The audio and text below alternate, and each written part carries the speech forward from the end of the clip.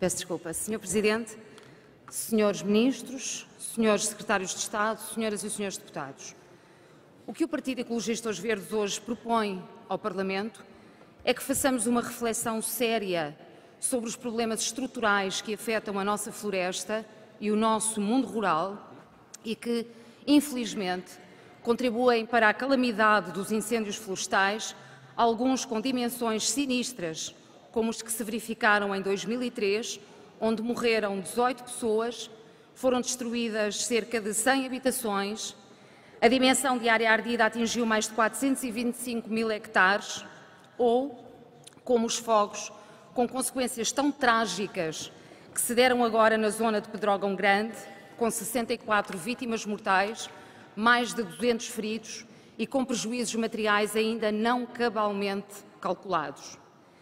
Sem querer retirar as especificidades de cada uma das ocorrências, a verdade é que todos os anos o país é assolado pelo flagelo dos fogos florestais. Ocorre que no ano de 2003 o que mais se ouviu foi que o drama ocorrido tinha de constituir uma oportunidade para mudar muita coisa. Com incêndios devastadores em anos subsequentes, 14 anos depois, o que muito se tem ouvido é que a tragédia de Pedrógão Grande tem de constituir uma oportunidade para muita coisa mudar. O que o PEV considera que importa referir é que o muito que não se mudou não se deveu à falta de identificação de problemas nem de apontamento de soluções. Há uma questão que tem definitivamente de deixar de estar apenas presente nos discursos para passar a orientar a tomada de decisões políticas, a qual poderemos sintetizar como a matéria das alterações climáticas. A verdade é que vivemos num clima com características mediterrânicas, onde o verão é quente e seco, não é novidade. Mas o fenómeno do aquecimento global ameaça tornar os extremos climáticos mais evidenciados e recorrentes, com ondas de calor e escassez de umidade mais severas. Ora, se deixarmos respostas para estes cenários apenas nos estudos e nos relatórios produzidos e não adaptarmos o país a esta realidade, não admira que soframos as consequências inevitáveis desta inércia. É para estes cenários climáticos mais duros que temos de estar preparados, apetrechando o território e a gestão desse território, de modo a criar maior resiliência. Podemos até continuar a lamentar-nos do azar que temos tido com as temperaturas elevadíssimas. O que não podemos é continuar desprevenidos e, por isso, tornar a nossa área florestal mais resistente é uma obrigação que temos. Vamos pôr as coisas nestes termos para quem gosta de sustentar sempre as causas nos fenómenos naturais.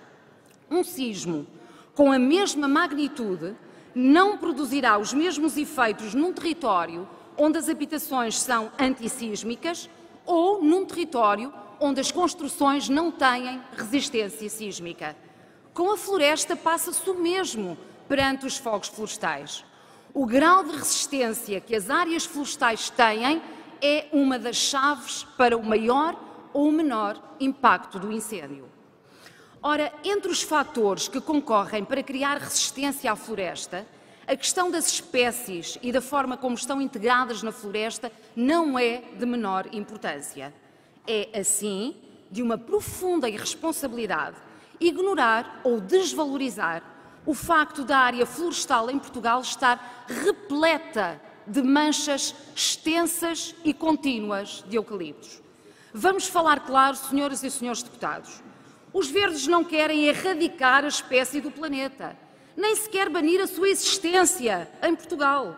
O problema é a monocultura desta espécie de crescimento rápido, bastante inflamável, que desde os anos 80 tem vindo crescentemente a invadir a nossa floresta para servir as celuloses, ocupando também áreas agrícolas cuja atividade se foi liquidando. a tal ponto que o Inventário Florestal Nacional não deixa dúvidas sobre o facto de o eucalipto ser já a espécie dominante na ocupação florestal, atingindo uma área de 812 mil hectares, tendo a sua área total crescido 13% entre 95 e 2010. Esta realidade agravou-se mais com aquela que ficou conhecida como a Lei do Eucalipto, o REJAR, da autoria do governo PSD-CDS em 2013, que estabeleceu um regime de arborização e rearborização que liberalizou a plantação de eucaliptos. Da área total de 65 mil hectares de arborizações e rearborizações aprovadas e realizadas até 2016, 41 mil hectares correspondem a eucaliptal, o que significa 63%. Ou seja, a tendência foi para acentuar a presença da monocultura do eucalipto na área florestal portuguesa, acentuar a expansão desta espécie de crescimento rápido.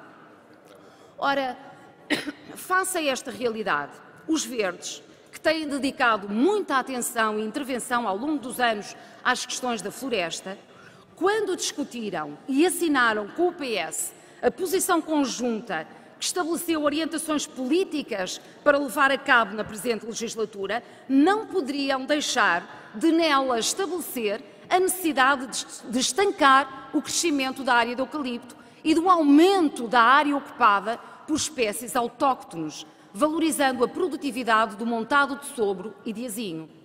O desafio que os verdes lançaram ao PS foi que acabasse o tempo da construção da floresta em função dos interesses das celuloses para lhe relançar um valor económico e produtivo mais diversificado e ambientalmente mais seguro. Mas há quem não consiga deixar de ser o defensor dos grandes interesses económicos, mesmo em detrimento evidente de valores ambientais e de segurança do território, e que se presta ao papel de porta-voz de grandes grupos da pasta de papel, como a Focelca, a Altria, a Navigator, a Exportocel, ou como lhes queiram chamar. Foi esse o papel que o PSD cumpriu ontem, quando Pedro Passos Coelho desatou a defender que o eucalipto é o que arde menos e onde o fogo se apaga com mais facilidade. Onde o fogo se apaga com mais facilidade. Pergunto-me, o que terão pensado os bombeiros que ano após ano combatem fogos em infindáveis eucaliptais e que veem aí o fogo a propagar-se como se de um rastilho contínuo se tratasse?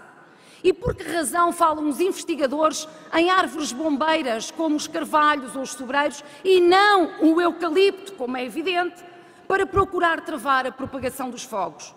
O que gostava de dizer ao PSD é que me parece que quando se é cego na defesa de grandes interesses económicos, perde-se o sentido da realidade e perde-se, por isso, a aptidão para servir o interesse público. Mas criar resiliência na floresta não passa apenas por intervir sobre a dominância de monoculturas de espécies dos povoamentos florestais, mas também por uma gestão responsável que promova, por exemplo, a execução das faixas de gestão de combustíveis, a recolha e o aproveitamento da biomassa e a criação, identificação e manutenção de pontos de água. São matérias em relação às quais o Estado não pode assumir uma desresponsabilização, escudando-se por via da realidade da pequena propriedade florestal. A desresponsabilização do Estado em relação à floresta já nos custou muito caro.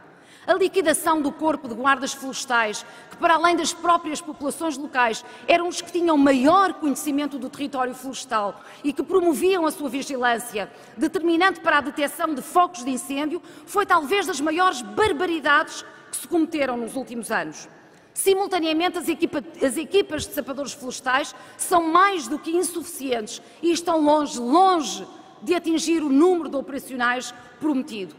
A esta desresponsabilização do Estado junta-se a responsabilidade de sucessivos governos no despovoamento do mundo rural e, por essa via, na fragilização do espaço onde a floresta e os matos se inserem, tornando-os mais vulneráveis aos incêndios. O papel tampão que as áreas agrícolas protagonizavam em defesa da floresta foi sendo progressivamente diminuído e eliminado quando o que resultou da política da União Europeia e de sucessivos governos foi, nomeadamente, a estagnação da produção agrícola nacional, quer em volume, quer em valor, a degradação do rendimento agrícola para a grande maioria dos agricultores, a perda de perto de 550 mil trabalhadores da atividade agrícola, a eliminação de cerca de 400 mil explorações agrícolas, a maior dependência alimentar do exterior, o abandono das áreas agrícolas e de pastagem, decorrentes de políticas de desvalorização da produção nacional, retirou território de intermitência e de proteção da floresta e esvaziou uma boa dose de capacidade de vigilância da floresta que as próprias populações naturalmente realizavam. Também é importante que aqueles que foram governando este país tenham bem consciência que de cada vez que no interior ou em zonas rurais encerraram um serviço público de proximidade, encerraram uma escola, uma unidade de saúde, uma esquadra ou posto de forças de segurança, um posto dos CTT, foi sempre um contributo que deram para esvaziar mais esse mundo rural e para lhe ditar uma sentença de abandono. Muito do que se vendeu como uma poupança no país, invocando-se os déficits e os tratados orçamentais e os pactos de estabilidade, foi afinal a fragilização do nosso território e do nosso património, que nos custa bem caro quando em situações de emergência, como no caso dos incêndios florestais, gastamos horrores de dinheiro a recuperar o que ainda é recuperável. Bruxelas indica-nos que é possível que os gastos com esses apoios de emergência não sejam calculados no déficit, mas talvez fosse produtivo que garantisse também que gastos com a prevenção para que novas catástrofes não voltem a assumir as proporções que já assumiram, fossem também arredados desse déficit.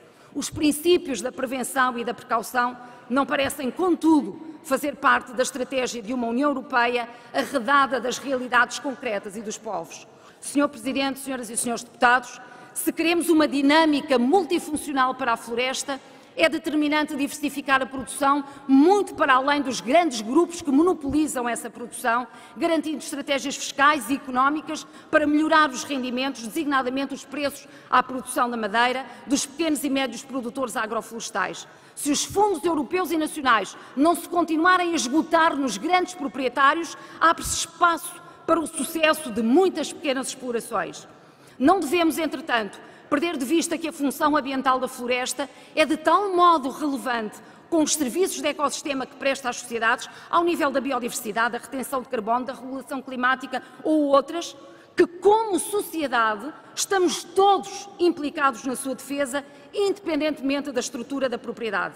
E por isso não podemos aceitar a desresponsabilização do Estado nesse desígnio de proteger a floresta e de dedicar investimentos em meios humanos e técnicos para enfrentar com a maior resistência os incêndios florestais. Mesmo para terminar, Sr. Presidente e Sras. Deputados, há uma questão que este brutal e trágico incêndio de Pedrógão Grande, que teve as consequências que todos conhecemos, nos alertou, questões para as quais nos alertou de uma forma emergente. A verdade é que, se não podemos perder de vista a responsabilidade ao nível da coordenação, das comunicações, das medidas estruturais, da vigilância e da gestão do ordenamento do território, é preciso também fazer aquilo que os Verdes já nesta Casa propuseram para casos de acidentes nucleares, que é dotar a população portuguesa de informação, de saber, de mecanismos para saber aquilo que pode fazer em caso de acidente. Esse projeto os Verdes apresentaram-no aqui na Assembleia da República. Ora, relativamente aos focos florestais, nós temos que fazer o mesmo. A população portuguesa tem que estar dotada de uma sensibilidade, de uma informação e de uma educação sobre o que fazer em caso de incêndio florestal e em caso de poder conviver diretamente com essa dramática realidade dos incêndios florestais. E nesse sentido, e com esse objetivo, os Verdes apresentarão para a próxima semana um projeto a apresentar aqui na Assembleia da República. Muito obrigada, Srs. Deputados. Obrigado, Sra. Deputada Luísa